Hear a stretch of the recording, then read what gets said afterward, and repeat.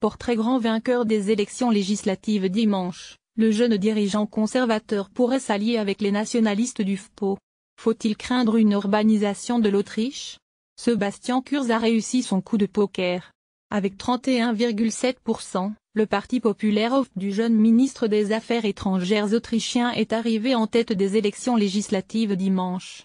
À 31 ans, le Wunderhüzi enfant prodige de Vienne se prépare à devenir le plus jeune chancelier de l'histoire de son pays et le plus jeune dirigeant de l'Union européenne UE, raflant la vedette à Emmanuel Macron 39 ans et à l'Irlandais Leo Varadkar 38 points pour former une majorité. Il pourrait s'allier avec la formation nationaliste FPÖ, qui a frôlé son record de 1999 avec 26% des voix sur fond de crise des réfugiés.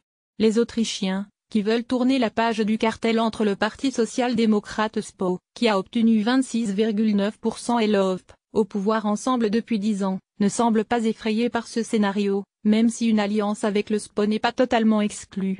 Si la potion est amère, le résultat reste inespéré pour le Parti conservateur, qui voit dans son succès un modèle pour ses équivalents européens en quête de recettes pour contrer les partis populistes.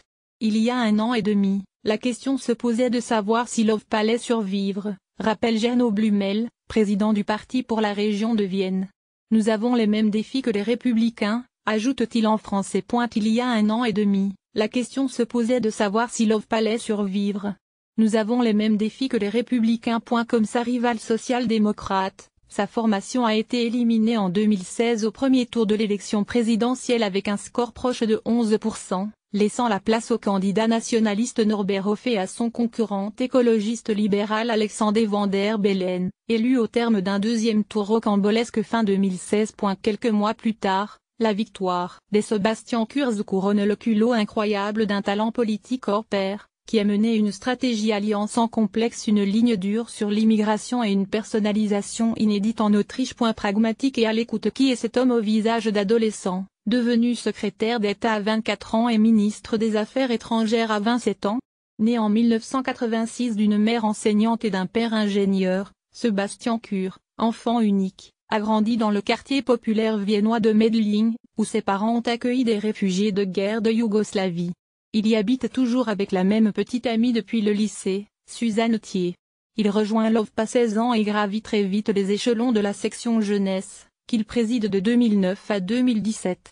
Il y a constitué un réseau impressionnant, qui lui est resté très loyal, souligne Philippe Narval, directeur général du Forum européen ALBA, une plateforme de dialogue international réputée en Autriche. Pragmatique, jamais un mot plus haut que l'autre. Sebastian Kurz sait écouter ses interlocuteurs. Il n'hésite pas non plus à demander conseil à des seniors, comme Henri Kissinger. En 2010, Sebastian Kurz mène une campagne électorale locale qui est restée dans les annales, durant laquelle il tourne avec sa Jailomobile véhicule excitant, en l'occurrence un nommé avec des jeunes femmes aux tenues aguicheuses distribuant des préservatifs noirs, la couleur du parti OVP. Statut quasi présidentiel lorsqu'il est nommé 1 an plus tard secrétaire d'État à l'intégration. Le quotidien Der Standard crie au foutage de gueule. Le grand blond en costume et chemise blanche ouverte parvient à s'imposer en mettant sur pied un forum de dialogue avec les musulmans. Mais c'est comme ministre des Affaires étrangères qu'il acquiert son statut quasi présidentiel. D'abord, en parlant d'égal à égal avec ses homologues étrangers. Puis, durant la crise des réfugiés de 2015 et 2016, en fermant la route des Balkans avec l'aide du Premier ministre hongrois, Viktor Orban. Ce tour de force, qu'il réussit contre l'avis de la chancelière allemande, Angela Merkel, est aujourd'hui son principal atout. Alors que personne n'osait en parler, c'est le premier qui a osé dire que cette immigration incontrôlée ne pouvait pas durer. Alors que personne n'osait en parler, c'est le premier qui a osé dire que cette immigration incontrôlée ne pouvait pas durer, dit Lork Noxir. Il est sympathique et, surtout, crédible. Après avoir voté SPÖ ouvert, cette retraitée de 74 ans voulait voter pour la première fois de sa vie.